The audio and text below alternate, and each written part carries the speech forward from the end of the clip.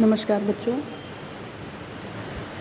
हम अयोध्या सिंह उपाध्याय द्वारा रचित प्रिय प्रवास पाठ का अध्ययन कर रहे हैं और इसके पिछले वीडियो में आपको पद्यांश संख्या 14 तक की व्याख्या बता दी गई है।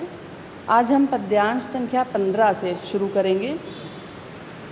इस पद्यांश में राधा जी हवा को श्री कृष्ण के वेशभूषा, उनकी पहचान बताते हुए, उनके रंग रूप को बताते हुए, उसके बाद अब हवा से वो कहती हैं कि हवा में वो गुण नहीं है कि वो उन्हें जाकर राधा की व्यथा को बता सके। तो किस प्रकार उन्हें राधा की व्यथा बतानी है, ये तरीके बताती हैं, युक्तियाँ बताती हैं वो। तो आइए पढ़ते हैं कि कैसे वो श्री कृष्ण तक, राधा चाहती हैं कि किस प्रकार हवा श्री कृष्ण तक उनका संदेश पहुंचाए, कैसे उन्हें वो समझाए कि राधा उनके बिना व्यथित है। तेरे में है ना यह गुण, हवा से क्या कहती हैं कि तुम्हारे में, मुझे पता है कि तुम्हारे में यह गुण नहीं है। हवा बोल नहीं सकती, हवा का मानवीकरण सबसे, जहाँ से ये हवा का संदेश देना राधा का हवा को संदेश देना शुरू हुआ है, वहाँ से मानवीकरण अलंकार भी आप लिख सकते हैं। ठीक है, मानवीकरण भी है क्योंकि हवा को एक मानव के रूप में चित्रित किया है, संदेश वाहक बनाकर भेजा है। तो क्या कहती हैं कि मुझे पता है, मुझे ज्ञात है कि तुम में यह गुण नहीं है कि तुम जाकर मेरी सारी व्यथा मेरे श्याम को सुना सको।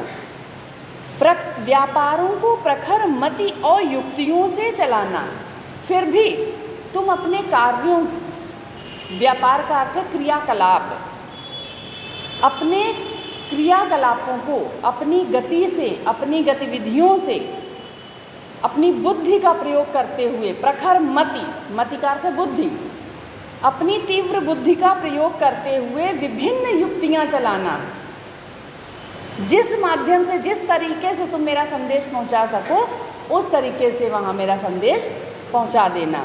कई विधियां बताती हैं, तरीके बताती हैं कि कैसे कैसे करना। बैठे हों जो निज सदन में मेघ सी कांति वाले, यदि मेरे श्याम सुंदर, यदि मेरे कृष्ण किसी निज सदन में, अपने भवन में बैठे हों, जो राजमहल में जो उनका कक्ष होगा, अगर वो अपने कक्ष में बैठे हों, कौन? मेघ सी कांति वाले, बादलों के समान शरीर वाले, बादलों के समान चमकते हुए, कांतिवान, आभा वाले कह सकते हैं। चमक शब्द हर जगह उचित नहीं लगता लिखना, तो आभा लिख देंगे हम, कांति का दूसरा शब्द। व्याख्या जब हम करते हैं तो शब्दों के पर्यायवाची हम अगर रखेंगे तो ज़्यादा अच्छा होता है। यदि बादलों के समान आभा वाले शरीर से युक्त मेरे श्याम सुंदर अपने सदन में बैठे हों, अपने कक्ष में बैठे हों, तो चित्रों को इस भवन के ध्यान से देख जाना।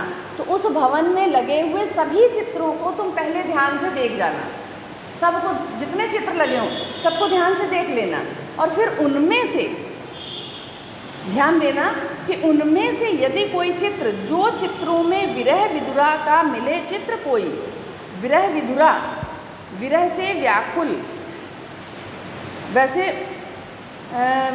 विधुरा शब्द जो है वो जिसका पति मर गया हो, विधवा होता है। यहाँ पर विधुरा शब्द का प्रयोग किया गया किस अर्थ में? व्याकुल, व्याकुलता के अर्थ में, कि यदि कोई विरह विधुरा का चित्र मिले, विरह से व्याकुल किसी स्त्री का चित्र दिखाई दे, तो जाके निकट उसको भाव से यूं हिलाना। तो उसे ऐसे मत हिला देना कि वो गिर जाए, उसे भाव से हिलाना, भावनाओं में भरकर, इस प्रकार कि सीधे बाकी सारे चित्र ना हिले, केवल वही चित्र हिले जिससे मेरे श्याम को मेरी याद हो आए, उन्हें ये ज्ञात हो सके, उन्हें ये आभास हो सके कि जैसे ये चित्र में, जब एक ही चित्र हिलेगा तो अपने आप दृष्टि उस पर जाएगी, जब दृष्टि जाएगी तो उसमें विरह विधुरा को देखकर उन्हें ज्ञात होगा कि इसी प्रकार ब्रज में भी कोई है जो मेरी याद में, मेरे विरह से व्याकुल हो रही है। प्यारे होके चकित जिससे चित्र की ओर देखें, जब कक्ष में लगे हुए सभी चित्रों में से एक ही चित्र हिलेगा तो स्वतः दृष्टि उस पर जाएगी, अपने आप दृष्टि जाएगी उस पर, और फिर वो आश्चर्यचकित होकर देखें। आशा है यो सूरत उसको उनको हो सकेगी हमारी। इस प्रकार मुझे पूरी आशा है कि उन्हें हमारी याद आ सकेगी। अगर इतने पर भी उन्हें हमारी याद ना हो सके, उन्हें ना याद आए कि गोकुलवासी ब्रजवासी उनके बिना व्याकुल हैं, तो क्या करना, जो कोई भी इस सदन में चित्र उद्यान का हो,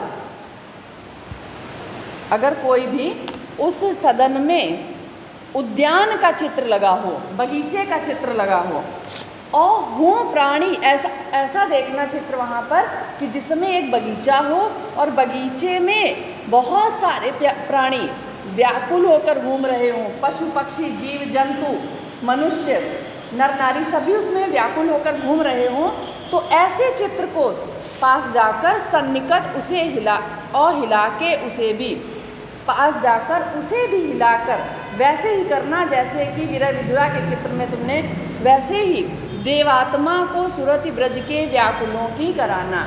तो उस देवात्मा, उस ईश्वरीय गुण वाले उस मेरे कृष्ण को जो सबकी चिंता करता है, तो निश्चित उसे हमारी याद हो सकेगी।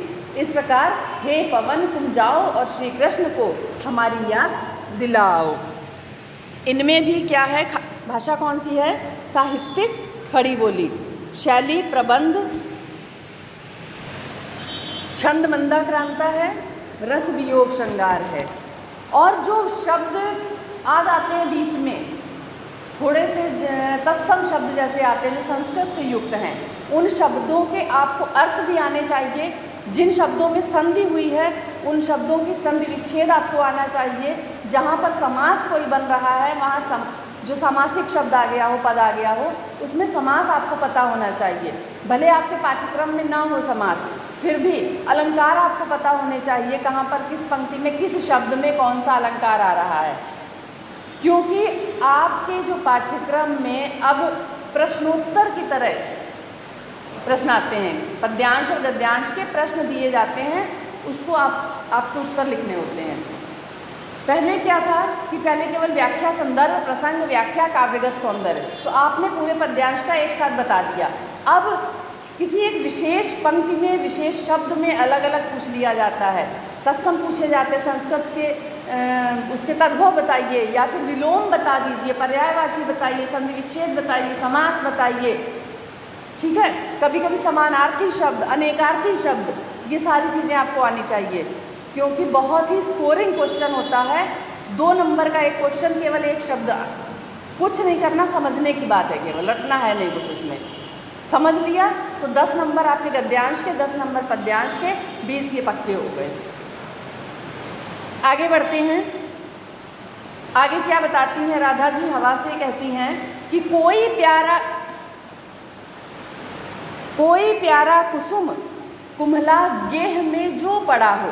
अगर इतने पर भी 2 चित्र पहले बताए उन्होंने, एक विरह विधुरा का, दूसरा एक बगीचे का जिसमें प्राणी घूमते हो, कहती है अगर इतने पर भी उन्हें हमारी याद ना हो सके तो देखना वहाँ कोई मुरझाया हुआ पुष्प पड़ा हो। कुम्हला गेह में जो पड़ा हो, गेह का अर्थ होता है घर, सदन, भवन, तो प्यारे के चरण पर ला डाल देना उसी को। तो प्यारे श्री कृष्ण के चरणों में उड़ाकर उसे गिरा देना। यूं देना ए पवन बतला फूल सी एक बाला। इस प्रकार हे पवन, हे हवा, उन्हें ये बता देना कि फूल जैसी एक बाला, एक लड़की, एक युवती जो आपकी प्रतीक्षा में है, वह भी इसी पुष्प के समान, जैसे ये पुष्प उड़कर उनके चरणों में जब पहुँचेगा तो उन्हें मुरझाया हुआ पुष्प दिखाई देगा। तो उन्हें मेरी याद कराना इसी प्रकार, म्लाना का अर्थ है मुरझाई हुई, मुरझा कर, इस जैसे ये पुष्प आपके कमलों को, आपके चरण कमलों को चूमना चाहता है, छूना चाहता है, वैसे ही ब्रज में भी एक विरह विधुरा, एक कह सकते एक युवती है जो आपके कमल पग को, जो आपके चरण कमलों को चूमना चाहती है, छूना चाहती है। फिर इतने पर भी अगर उन्हें हमारी सूरत ना हो सके, हमारी याद ना आ सके, तो ऐसा करना कि जो प्यारे मंच उपवन या वाटिका में खड़े हों। अर्थात कहने का तात्पर्य ये है कि अगर वो सदन में हो तो वहाँ उनको चित्र में के माध्यम से बताया हवा को। मान लीजिए वो सदन में ना हो, कहीं और हो, उस वहाँ कोई मुरझाया हुआ पुष्प पड़ा हो या कोई तुम्हें चित्र ना दिखाई दे तो पुष्प के माध्यम से। फिर कहते हैं कि अगर वो वहाँ पर सदन में ही ना हो, किसी बगीचे में बैठे हों, वाटिका में हो, उपवन या वाटिका में, तब क्या करना? जो मेरे प्यारे कृष्ण किसी मंजू उपवन या वाटिका, मंजू का अर्थ होता है सुंदर, किसी सुंदर बगीचे या वाटिका में खड़े हो। बगीचा होता है बड़ा, वाटिका छोटी। तो वहाँ देखना बांस का कोई पेड़ दिखाई दे, बांस। गणित करना वेणु सा कीचकों को। वेणु का अर्थ होता है बांसुरी और कीचक का अर्थ होता है बांस के जो, हाँ, जो बांस का पेड़ होता है, बांस होते हैं जिसमें लगे, बांस के पेड़ में बांस ही होते हैं। तो बांस में तुम ऐसे बांसों को चुनना जिनमें कुछ छेद हों और उन छेदों को छिद्रों में जा, उन छिद्रों में जा करके जब हवा प्रवेश करेगी, बांसुरी कैसे बजती है? मुंह से हम हवा ही तो उसमें करते हैं ना, तब बांसुरी बजती है। तो बांसों में जब हवा प्रवेश करेगी उन छेदों में तो बांसुरी की धुन निकलेगी। उन बांसों में जाकर छिद्रों के माध्यम से बांसुरी की ध्वनि उत्पन्न करना। हो यूँ होवेगी सूरत उनको सर्व गोपांगना की। गोपांगना का अर्थ है गोपियाँ। गोप धन अंगना, इसमें देखिए सभी विच्छेद करेंगे पहले। गोप अंगना। अब अगर इसमें अगर अर्थ पूछा जाएगा तो गोपों की स्त्रियाँ, ये समास हो गया, गोपों की स्त्रियाँ तत्पुरुष समास। और अर्थ इसका क्या है? गोपिकाएँ। तो इस प्रकार उन्हें गोपिकाओं की याद हो सकेगी, क्योंकि बांसुरी तो गोपियों के सामने ही बजाते थे ना। जो है वंशी श्रवण रुच से दीर्घ उत्कंठ होती। उत्कंठ का अर्थ है उतावली, उत्सुक। जो कानों से अपने बांसुरी की ध्वनि सुनने के लिए उतावली हो रही हैं, उत्कंठित हो रही हैं। देखिए, उत्सुकता और उत्कंठा में अंतर ये है, उत्सुकता प्रसन्नता में भी होती है, लेकिन उत्कंठा क्या है? दुख के साथ साथ जो जिज्ञासा होती है, जो उत्सुकता होती है दुख भरी, उसे उत्कंठा कहते हैं। तो आज हम यहीं तक रखेंगे। इसमें भी, इस पद्यांश में भी वियोग श्रृंगार रस है और संधि आपको बता दी गई है। उपमा अलंकार भी है, वेणु सा कीचकों में, कीचकों को। बाकी भाषा, छंद, रस सब वही है। अलंकार जो थे वो बता दिए आपको। धन्यवाद।